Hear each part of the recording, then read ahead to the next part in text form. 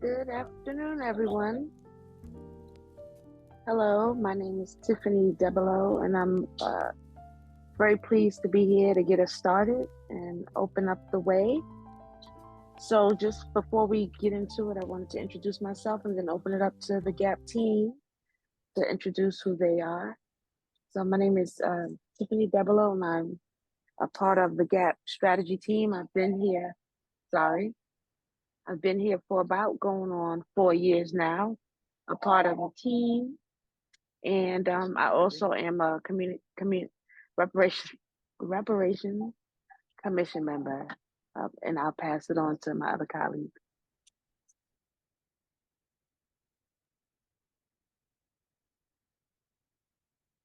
Well, hello everyone. My name is India. I've been a part of the team for a few months now. I consider myself to be a community advocate. I work for the people. I love the people. I love representing the people, and that's who I am.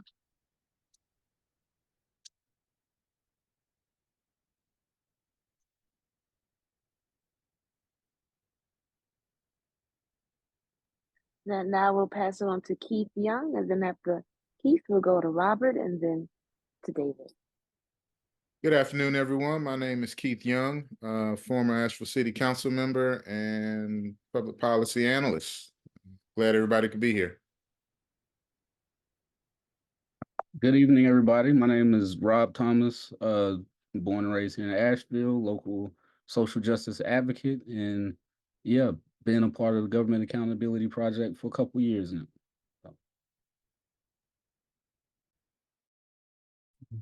Hey, everybody. I'm David Greenson. Along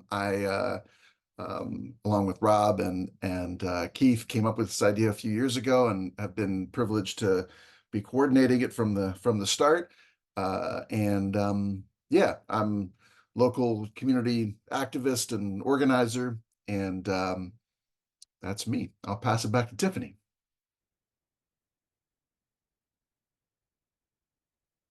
All right, thank you. So now what we're going to do is we're going to play a little game. Before we turn off our cameras, the game is about if you identify with any of these questions, or if you can answer these questions, or if they apply to you, you'll be turning your camera. Your camera will start off, but then if it does apply to you, you will be turning your camera on, similar to what David is doing. And if you don't know, your camera button or access to that is going to be at your left hand, the bottom of the screen, where it says stop video. All right, so I'm going to ask a few questions, and if this does apply to you, then your camera will come off. At this time, I would love to have everyone's cameras off, and then we'll get into it.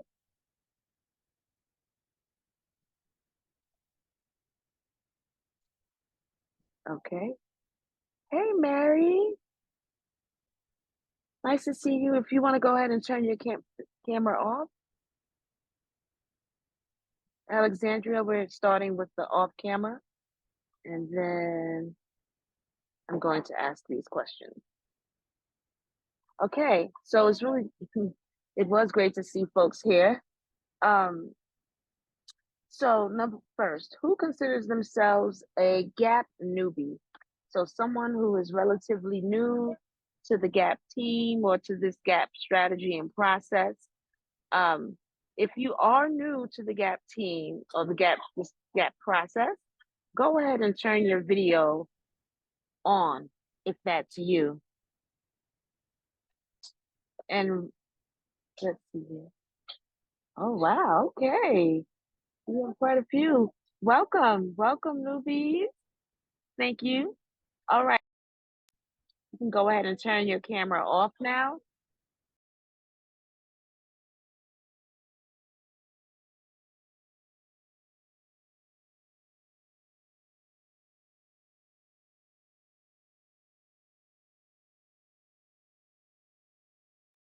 Okay, so now who considers themselves to have been a part of the GAP team for a little while? So if you consider yourself to be a veteran or someone who has been involved for a bit, paying attention to this project, go ahead and turn your cameras on. Okay, great, excellent. Thank you. Now let's go on and it's a lot of on and offs. Let's go ahead and turn our cameras back off. Okay, so now we're going to switch it up. So with this part here, who considers themselves to be an extrovert? So we're going to now get to know you a little bit. If you feel like you are an extrovert, that's outgoing, go ahead and turn your video back on. Okay. Okay, well, not too. Wow, just a couple of us? So that would mean, well, I won't make any assumptions, but thank you. Now go ahead and turn your cameras off. And for those who believe themselves to be an introvert here tonight, go ahead and turn your cameras on. No way. Okay.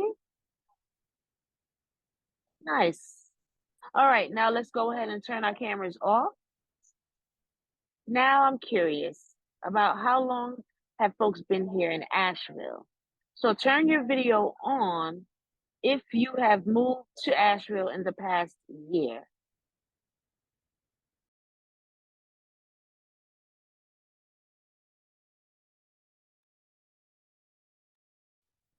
Okay, now the plot thickens. That is interesting. Okay, well, turn your video on if you've lived in Asheville between 1 and 5 years. Okay. Now you can go ahead and turn it off. Turn your video on if you've lived in Asheville between 5 and 10 years.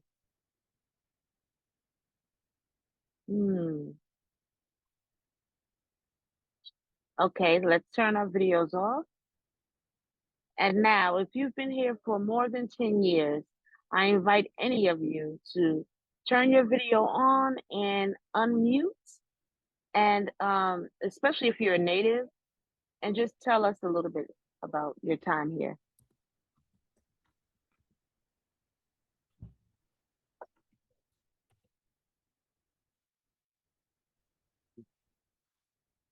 Ruth has her Yeah, hand. I've lived here 25 years and I have been active in social justice programs all during that period. And I identify as an extrovert because I gain energy when I'm with other people.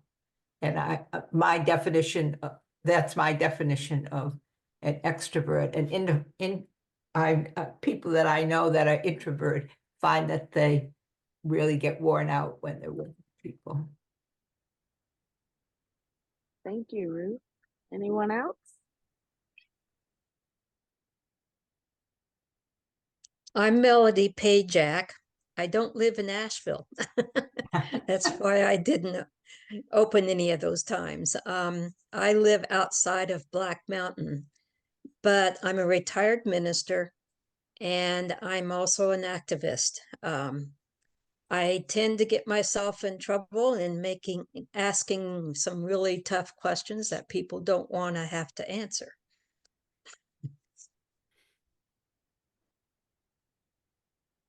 That's all. Thank you. Any Asheville natives would like to speak? Unmute. So I've been here for 18, almost 18 consecutive years. I was born here. I wasn't raised here, but I was born here and I've been here for 18 years as a community advocate and other. Nice. Well, I can also go. And while we're doing that, David, if you can help support some of our friends who can't unmute due to the host, enabled it. but I've been here for 25 years. And my youngest daughter was born here, and she's 24. But I moved here in 1997, and I've been invested in this town ever since. It was the mountains that actually brought me here, but it was the community that had me stay. And after everyone shares, I'll allow let David come back on and take the reins from here. But thank you all for your participation. And my name is Mary, and I'm an extrovert, and I was just enabled by the host. Thank you, David. And I've been here going on 41 years, and I have been I've been active in paying attention and writing requested notes to my representatives and council people and all of that. Excellent. Thank you all so much. I'm going to go ahead and just move us to the next phase. And apologies for the folks that I disabled. I didn't. You learn things all the time, right, about Zoom. I thought if I like turn your video off for you, that you could just turn it back on. But apparently, if I step in as the host, then like you can't turn it back on. So I didn't know that. You learn something new every day. So apologies. If anybody else finds they can't turn their video on at a key moment, just put it in the chat, and I will. I don't remember exactly who I stepped in on, but I obviously shouldn't have. So just a little bit of overview of tonight. We're gonna should just be an hour. We're gonna do a little bit of a presentation in a few minutes. Mostly Rob and I talking about sort of history of GAP and then a little bit about like where we're hoping to take it.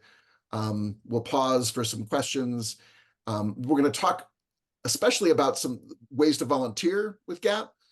Which of course, you know, some folks are mostly here because they're supporters and they like writing the emails, or whether they like it or not, they do it, which is great. So we're not trying to pressure anybody into volunteering. We just want to let people know what the opportunities are. We'll pause if there are questions that come up during as we go along. You can put them in the chat, and we may be able to pause in the middle. And I'm also excited that you know, Keith and India, Tiffany, everybody's here to chime in as we go through different stuff. So with that, I'm going to go ahead and share my screen again and hand things over to Rob. All right. All right. I guess I'll go ahead and start. So welcome everybody to the GAPavl reboot.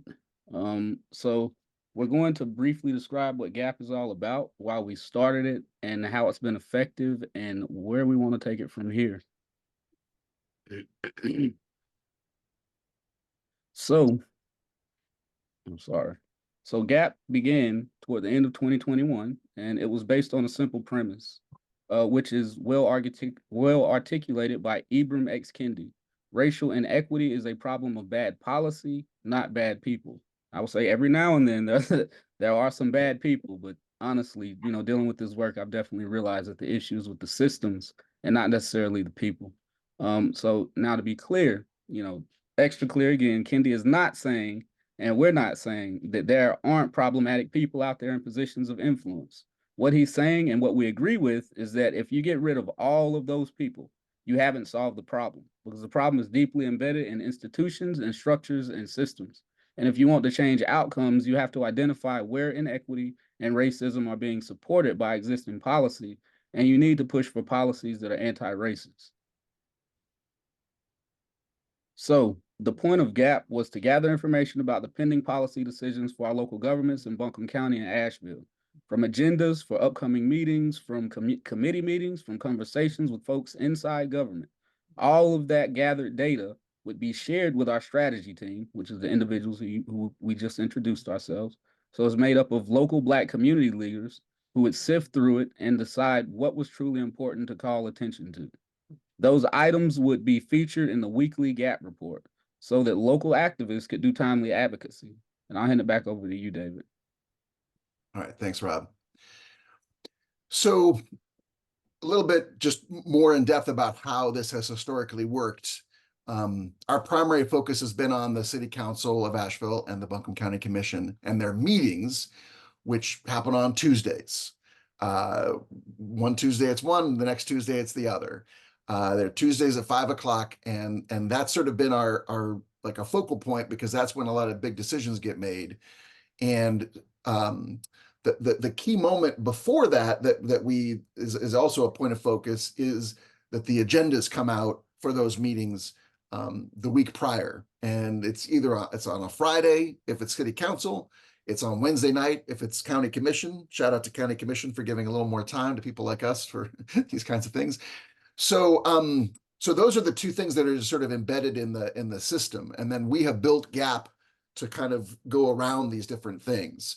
And so weeks and months prior, we have historically done what's called committee watching, where we have had folks going to or watching on video the different committee meetings to learn more about what are some of the policies that are coming down the road. Joe Wilkerson, if I could invite you just to say a few words about that, how that has worked, I would appreciate it.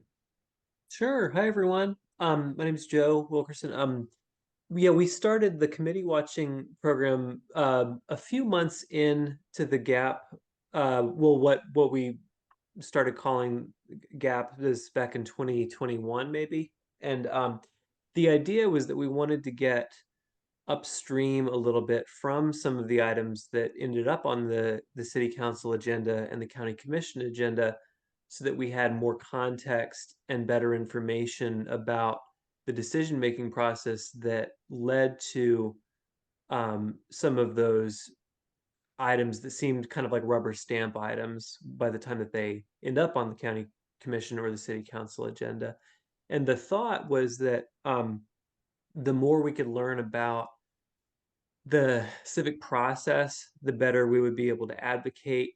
I think that happened to some extent.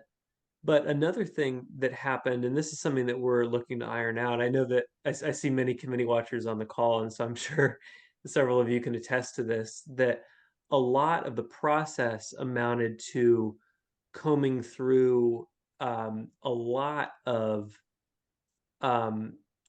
less interesting and frankly, less relevant information in order to extract small kernels of information that were genuinely useful from an advocacy standpoint. And so I think David's going to speak, and David and probably others are going to speak more to this, but the direction that we're hoping to take it is less about sitting through a 60 or 90 or 120-minute committee meeting and just listening and hoping for something useful to emerge, and to take it in a little bit more of a tailored and what's the word I'm looking for? A little bit more of a pointed, maybe targeted direction, so that we're getting more bang for the buck in terms of the hours that our volunteer activists are putting in. And so I think David's going to go more into that, but we're hoping to make it into a little bit more of a research and sort of background intel kind of job, and less of a sit and listen kind of job, if that makes sense.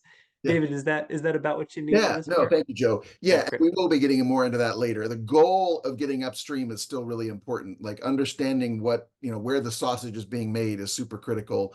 Historically, we've asked folks to go to these meetings.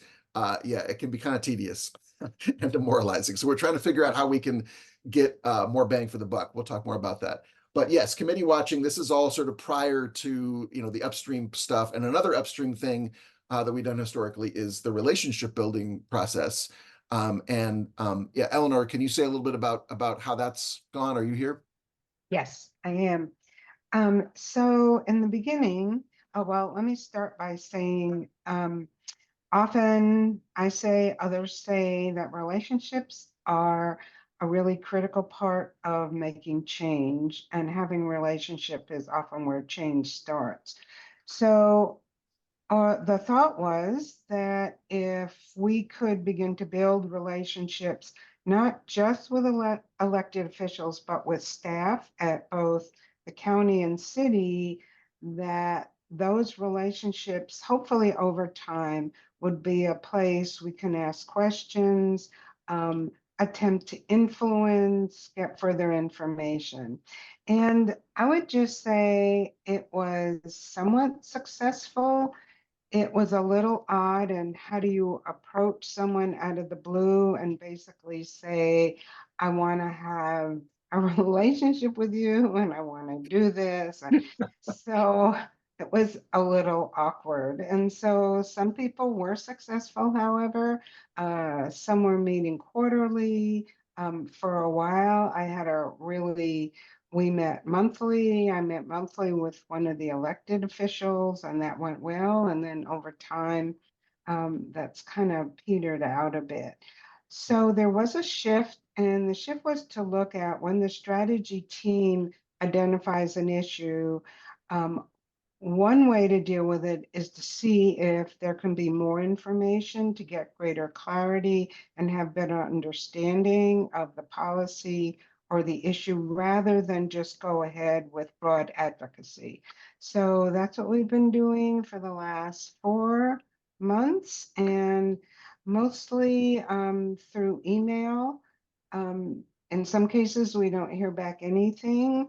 I have had some cases where I had a bit of a conversation, and the staff person was really open to what GAP has to say and how GAP might be supportive of that effort. So that's kind of where we are now. And that again comes from the strategy team.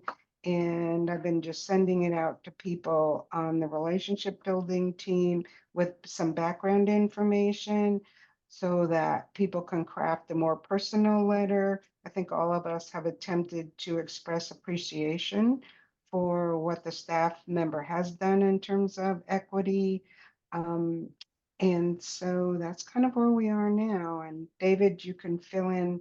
Yeah, yeah. Well, we'll be talking more about that too. So thank you, Eleanor. Thank you, Joe. So yeah, these are our two big upstream things of where we try to find out what we can before the clock is ticking, which is what happens right before the meetings come up, the agenda comes out.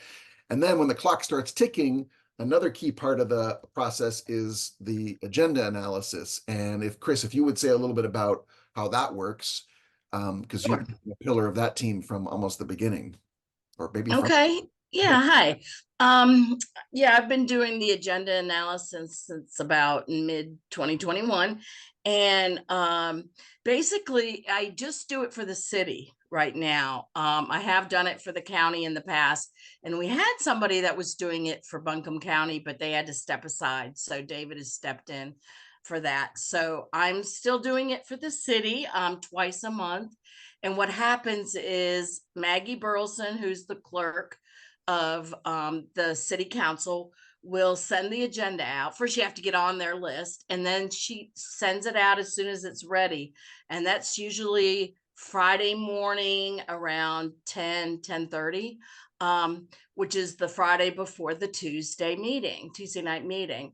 And so I'll try to jump on it as soon as I can, try to schedule that morning from doing other stuff. And I go through it basically item by item and try to make a determination on if there's anything that has to do with racial equity or racial justice within that item, either positive or negative. It can sometimes be positive, but we're really kind of looking for the things that are going to try to sneak through, possibly. And so we want to raise those as a potential issue. And so I go through and put down what the issue is, in my view, a racial inequity or equity, and then what can we do about it? What should we do about it? Yeah. Should we email the city council members or board of commissioners? Maybe it would require some more information and some phone calls, that kind of thing. But we don't have a lot of time because obviously this is Friday before the Tuesday meeting. And David will get with the strategy team on Monday afternoon. Is that right, David? And then kind of go through it and say, that's not that important. Let's not fool with it this month. Or yeah, we got to flag this, and we do a red, yellow, or green flag. Green is a good thing. Yellow could be problematic, and red is like yikes, something weird's going on here. So we gotta jump in and say something about it, and have a call to action possibly. So that gets done twice a month with the city council and twice a month with the county commission meetings as well.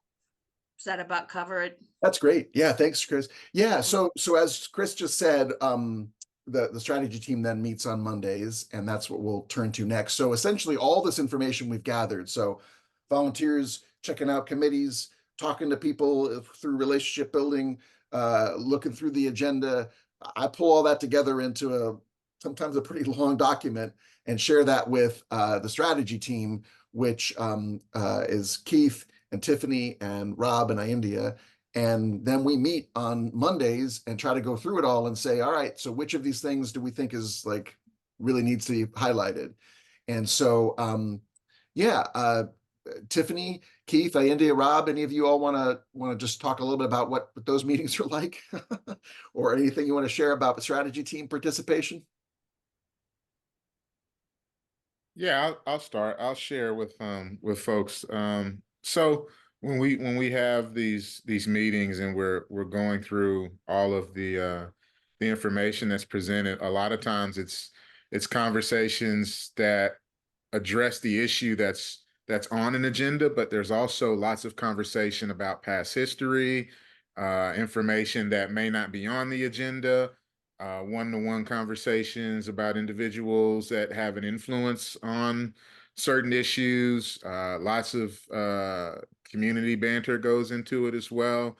And then we have very, sometimes it's drab, but also sometimes it's very spirited debate amongst ourselves about what the importance of the issue is, and then looking beyond what's on the surface to figure out, okay, what are the major effects of public policy? Should something be successful in passing, or should we try to hold something up, and what's the detriment to the community? So very appreciative of all the work that goes into this, for all the people that put in the different hours to make this come to light. And it's just not the strategy team itself. It's all of you wonderful people that are here, and some who are not here tonight. But yeah, I'll just say that it's refreshing to be able to know that what you're working on has the support of other individuals that are seeing the same things as you, that are like, I've someone who's analyzed this agenda and they're like, I see this, and you look at it and you're like, I see the same exact thing.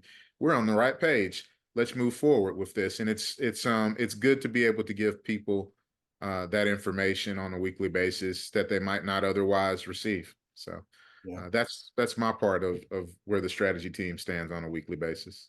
All right, thanks. Just to add on to that briefly, outside of that strategy meeting, we also have a text thread. And so the other side of that is, if we identify something that could potentially be problematic, or something that we're not very, positive of what the particular outcomes could be, like a lot of times we'll have to reach through our network. Like we'll message each other and like, hey, do you have anybody connected to this? Is there any way we can find out more information? Because a lot of times there are underlying reasons why things are being implemented and passed. And we try to identify, who's in support of it as well. Like if a policy is going to affect a South Side community, we usually attempt to reach out to leaders within that community who are extremely proximate to the issue itself. So, we meet on Mondays, but we do a lot of a lot of figuring things out throughout the week as well. That's so true. Thank you for adding that, Rob. For me, and this is Tiffany here, what I do appreciate is, going back to what Eleanor had mentioned, is also this level of relationship building. So the GAP strategy team, we have this, it's like a collective intent. So we're not just here to nitpick at every issue that's coming down the pipeline, but we're strategizing and we're prioritizing what is the best way to handle a situation. And sometimes we don't always agree on the same thing, but there's this co-learning process that happens that I know for myself for the years that I've been on, just learning the intricacies of local government came through working on this GAP strategy team and meeting every Monday and hearing Keith's experience, his lived experience, and then also how he's teachable. So we're all are teachable from our own experiences and levels of expertise that we walk into the room with. And Yeah. then that level of expertise is respected and highlighted at every avenue or every turn that we make as we're embarking on the journey of this one particular line item that we all may not agree on, but we find a solution regardless. So I appreciate that. We troubleshoot well. Yeah. All right. Thanks, all of you. I'll move us along, and actually I'm going to hand it back to Rob to just go over a little bit more of the backstory for GAP, and then we'll pivot into where we're going from here. All right. So as we mentioned previously, we launched in November of 2021, and here's the first GAP. This is what the first GAP report looked like. I think we've improved on the aesthetics greatly since then. If you can see, it was simple green for something that's good, and we usually encourage people to reach out and congratulate our council members or government staffers who played a role in passing it. Yellow is something that we viewed as cautious and needed a little bit of attention to, something that we were watching, and then we get down to the red. So yeah, those are the problems. Yeah. So this process has yielded some important victories over the past 2.5 years. And here's one example from 2022. In April of that year, Chris Calloway on the agenda analysis team flagged the fact that the rebuilt deed review, one of the pillars of public housing, had a sunset clause in its pledge for affordability. I don't see the red showing up in the slide. I'm sorry. So that meant that at some point down the line, deed review might stop being affordable housing, which could put a whole bunch of folks at risk. And the strategy team agreed that this was a problem and flagged this in the GAP report. The message to City Council was clear: deed review should be affordable in perpetuity. And as you can see, example right here, like our red flags, that's usually what we send out to call to action. David and several others volunteers do a great job in crafting the emails the emails inside of Action Network. And so GAP supporters sent a bunch of emails raising the alarm. And when City Council met, it appeared that they had heard us. So Councilmember Gwen Wessler used our exact language, calling for the proposal to be amended. And, just to speak a little bit on this, through my own experience, I've talked to several staffers and several council members who are on our mailing list for GAP. And a lot of times we can point out things that they may have overlooked or missed. And a lot of times things are corrected before it even goes to a council vote. Sometimes they'll take it off the agenda, rework it, so that it actually is sufficient to the problems that we outline. I don't believe that the government is intentionally trying to put out policies that negatively impact people, and sometimes they make mistakes. So once City Council took heed and took action, we gave them a shout out in the next report. So you see, we gave them red, they fixed it, and so the next report we gave them green.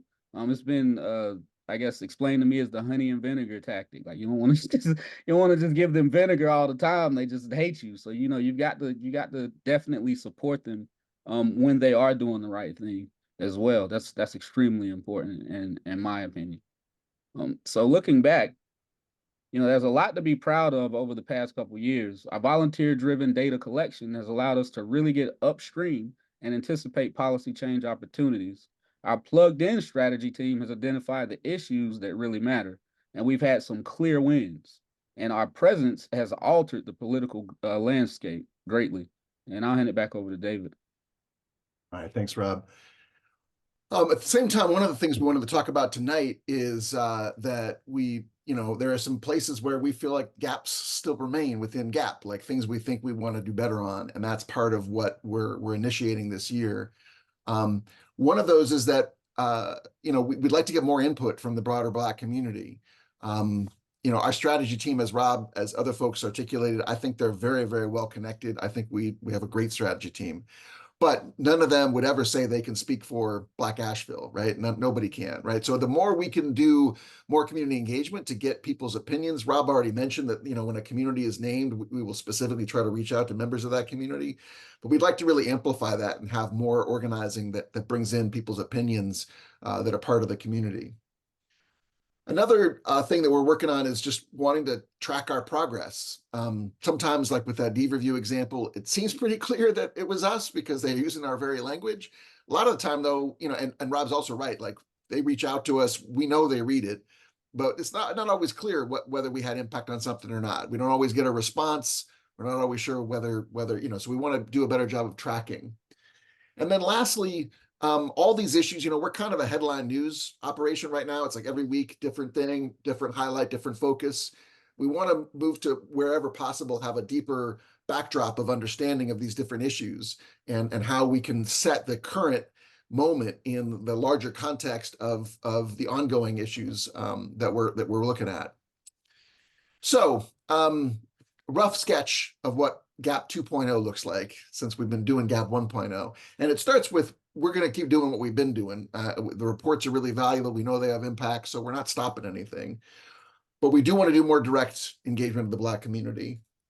We do want to do better tracking so we can really see whether we're having impact and we can really pay attention to what kind of responses we're getting and hold our government officials accountable for whether they respond or not. And then we want to do more in-depth analysis so that people can really understand, you know, more about how the government works, more about these deeper issues. So we'll talk a little bit about each of these. And for the first one, I'm going to turn it back over to Rob.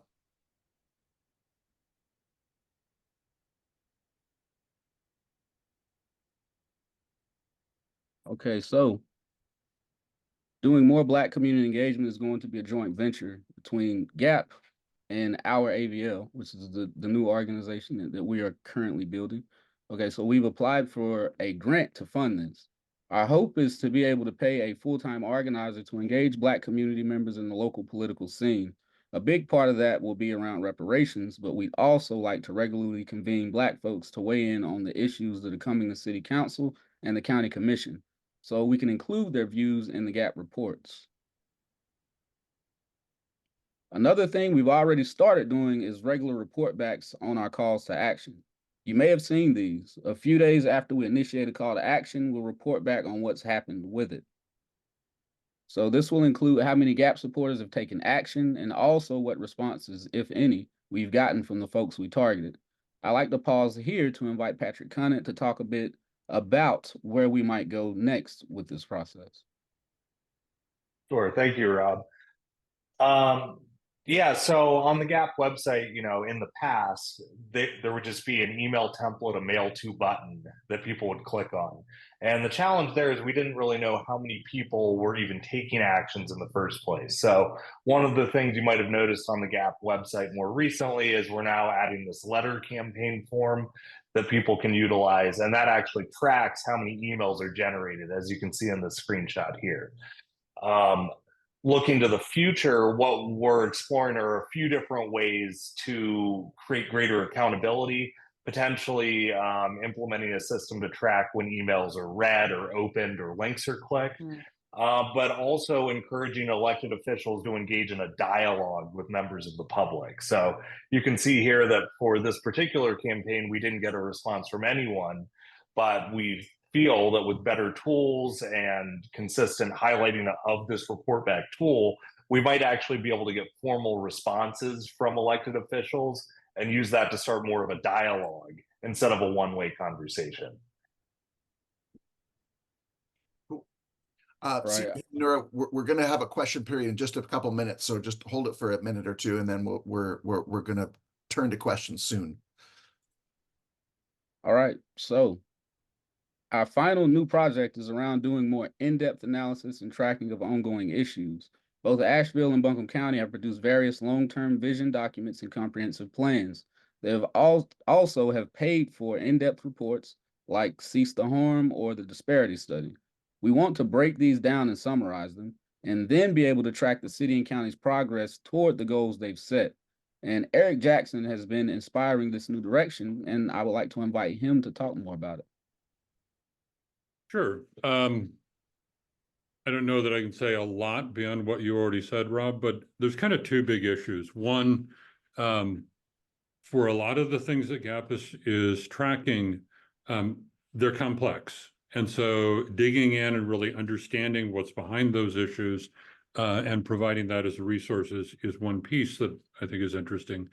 But the other is a lot of the things that get done, you know, let's say we get a set of recommendations, as with the cease harm audit, and there's a decision by city council, for example, or the county commission to accept or take on, you know, accept some of these recommendations and do implementation. That implementation can take months to years.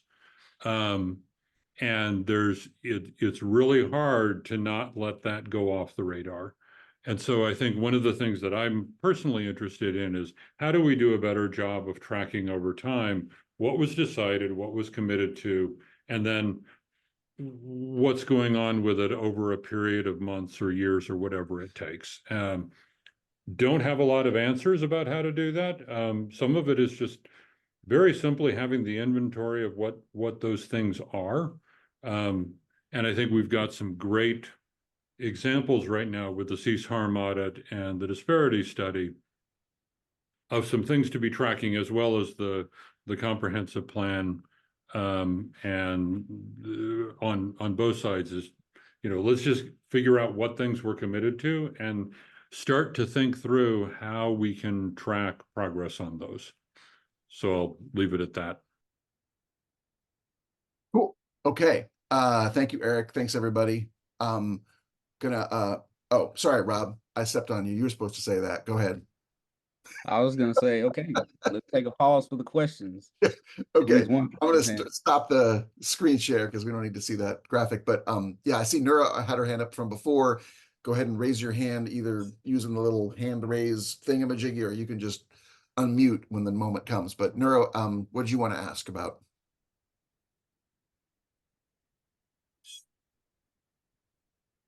Yep.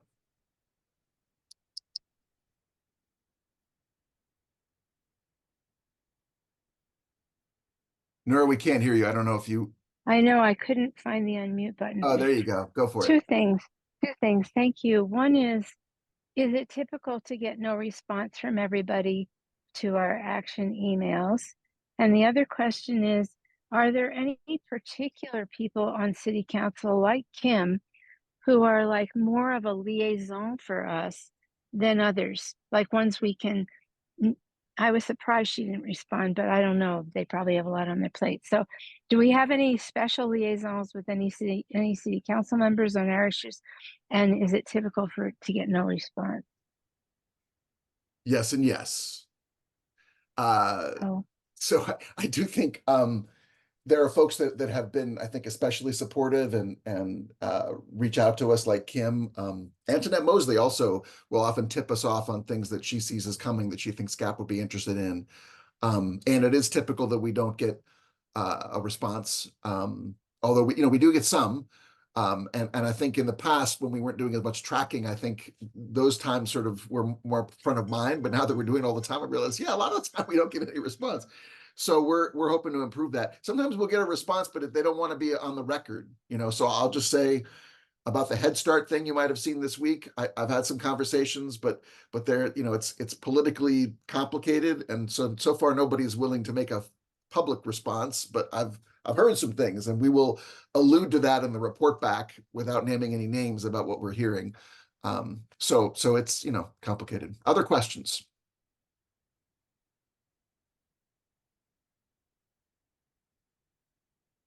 Go for it, Eleanor. So I'm just thinking about the timing, especially with city council. So the agenda comes out Friday. The email comes out from you all Monday, and then there's all of these responses, and some of the emails to city council are getting there. Well, I think you have to get it there Tuesday by 9 a.m. And if they're meeting at 25, that timing is, how are they going to read? And I know on some big issues, they might get hundreds of emails. How, I'm just wondering if there's any way to make that Yeah. work more easily.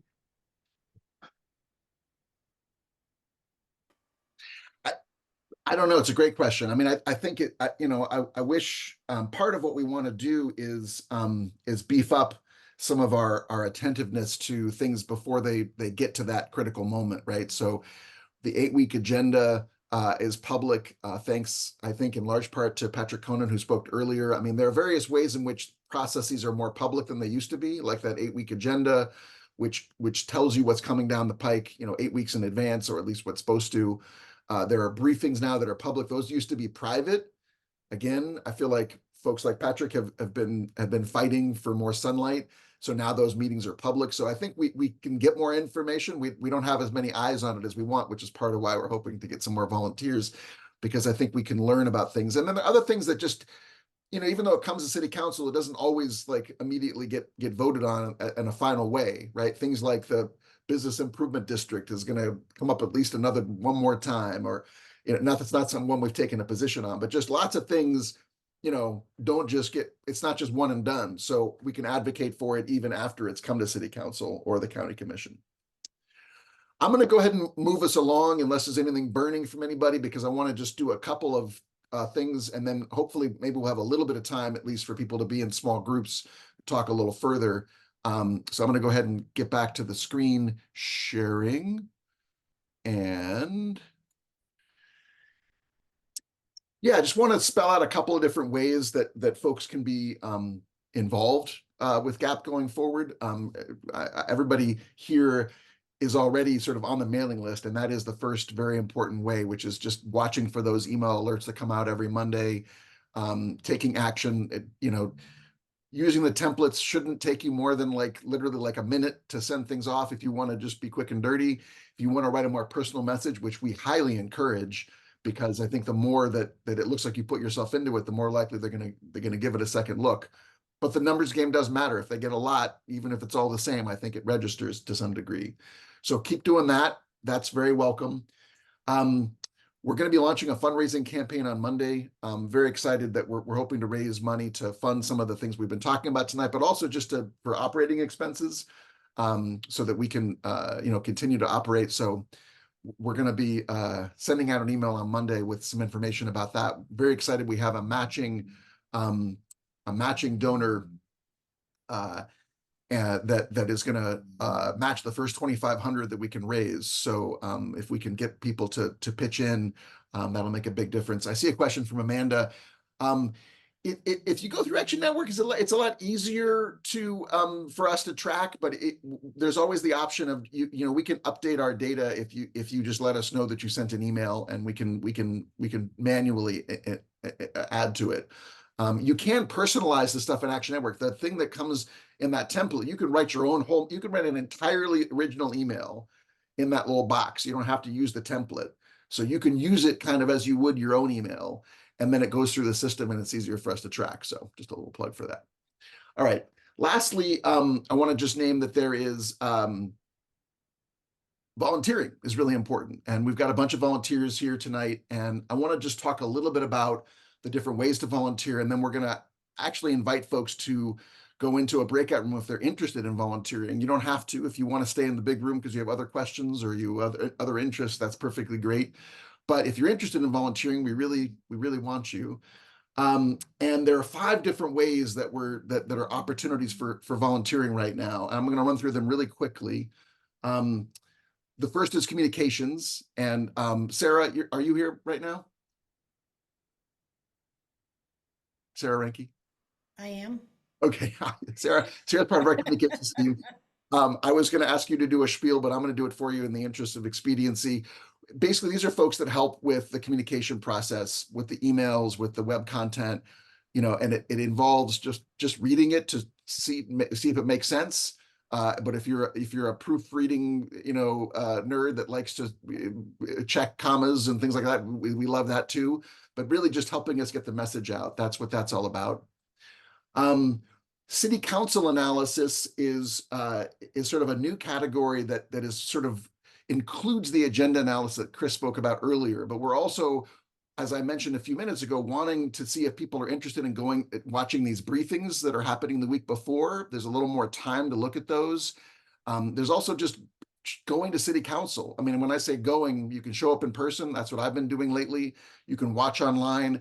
Just paying more attention to what's happening with city council in particular. We're going to keep tracking the county commission, but we want to, a lot of important stuff's coming through city council right now. So we're going to put more focus on them. All their bright, shining, happy faces there. Another is issue analysis. So this includes things like committee watching, but as Joe spoke to earlier, we're going to really look for some creative ways to learn about these issues that don't involve necessarily having to sit through the whole meeting. Using transcripts, I think Patrick put in the chat, there are various ways that the meetings are being transcribed now that allow us to search for different things. So looking at the agenda and the transcripts, I think we can more quickly figure out what's going on. This is a great fit if you're somebody who's really has a passion for a particular issue like education or housing or public safety. We really need more attention on these things. A lot of the important work happens in these committees. And so looking for people for that. Relationship building, Eleanor spoke to earlier. This is if you're willing to make some direct personal outreach to people very regularly now. Things come up on the GAP report, the GAP agenda where we're not really ready to call it out. We'd like to get more information. And so these are folks that are reaching out to try to establish some relationship and get some answers from folks. That's really important. And then lastly, the thing Eric spoke about, and this also is something that Patrick is really interested in too, along with the data stuff he spoke to, which is this, how do we do more of a deep dive of analysis and tracking of these issues over time? This is very new, and there's not like a concrete plan. So if you're somebody who is like interested in learning more about sort of these issues more in depth and the long-term plans, or you want to be on the ground floor of something, this would be a great one to be part of. So what I'm going to do, I'm going to just stop the screen share for a minute to see if there are, well, I guess I'll just, see if there's any burning questions. And then I'm going to invite you all to either stay here if you're not interested in volunteering, which is no shade. But if you are interested in one of those teams, I'm going to set up breakouts for each of those. You can, and again, if you go, it's just to get more information. You're not signing up for anything on the spot. But if you want to hear more about some of these different ways of volunteering, that would be groovy. Any questions before we do that? Coolio. Okay, I am going to set up these breakout rooms now. We'll be there for about 6 minutes. We'll come back at the very end just to say goodbye and see if there's any last questions that have come up. So in a minute, you'll see on your screen these different choices: communications, city council analysis, issue analysis, relationship building, the in-depth analysis, and tracking of issues. So go ahead and pick one. If you have things that are not related to any of that, and you want to stay in the big room, I'm going to be here. I imagine, I don't know, strategy team can do what they wish, of course. I'm going to open that up. Welcome back, folks. A lot of cultural organizing came out of Highlander that we implement today. Highlander is legendary for a good reason. Welcome back, folks in breakout rooms. Sorry, I'm sure that was too short to get all your but not everything always takes longer than you think. So we were supposed to go into breakouts a little earlier on, have a little more time, but I do want to be cognizant of folks' schedules. And so if you do need to jump, then feel free. If you have other questions or if you want to stay on to chat a little bit, I'm going to stay on for a little while. We did record this, so we'll be sharing that soon, so that any part that you missed if you came in late, etc. When folks came back from the breakouts, we were talking about one of the questions that had come in the chat that we had missed earlier from Sonia Marcus. So I don't know if it's still here. That was about whether some of what we do isn't that some of that done by certain citizen boards and commissions, and we don't think so. We don't think that this is replicated by any. Right, we're not aware of any historically or now any body that does what GAP does. So all the more reason we need to keep doing it.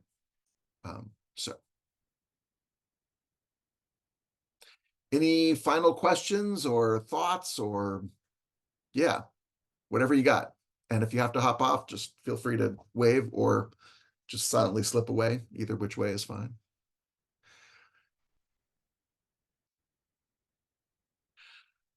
I will share that the part of the call that was the least surprising to me was all the introverts. I was like, of course, this is like GAP is some nerdy stuff, you know. It's like watching meetings and reading things. It's like, you know, the extroverts are. I'm glad that we have a few, and much love to you extroverts. I can try to be a little extroverted sometimes, but it's not my true nature. But that one didn't surprise me. Yeah. David, I have just a real basic question, and I'm probably the only person that doesn't know this, but who is on the strategy team? Mr. Keith Young, Mr. Rob Thomas, Ms. Tiffany Debelow, and Ms. Iandia Pearson. I'm not sure if Iandia was able to stay the whole time. She had a conflict tonight, but was able to come at least for part of the time, which was great. That is our current strategy team. Iandia is still relatively new, and I actually was thinking just today I need to get her bio up on the GAP site. But yeah, Rob and Tiffany and Keith are still here with us today right now. So yeah. All right. All right. Well, thanks everybody for being here. Breakout group leaders, I will be emailing you to sort of see if there's folks that we want to follow up with on together. And I'm going to be putting out a lot of this information via email because a lot of folks couldn't make this call. So we'll put the recording out, but also a summary of sort of what we're looking for to see if we can find people who are interested in these different ways of volunteering. Yeah, we're great. The strategy team is really critical to GAP, and volunteers are critical to GAP, because if we don't gather that data, we can't give them the material to really sift over. And so it's a two-handed operation, and both hands are super vital. So appreciation to all of you for being here. All right. I guess we can wrap there, unless anybody has a last anything. Just thank you. Well, thank you, and we're gonna keep doing these. I mean, it's the first time we ever did it, but like I feel like we want to, and maybe we'll do an in-person one even. Like what? I know for all of us introverts, that might be a terrible idea. We'll see, but maybe a hybrid where introverts can lurk and not even have their video on if they want. And I mean, you know, that sounds good to me. And extroverts can meet and, you know, socialize. We'll figure it out. So thanks everybody for being here. Have a great evening. Thanks for all of you. Take care, everybody.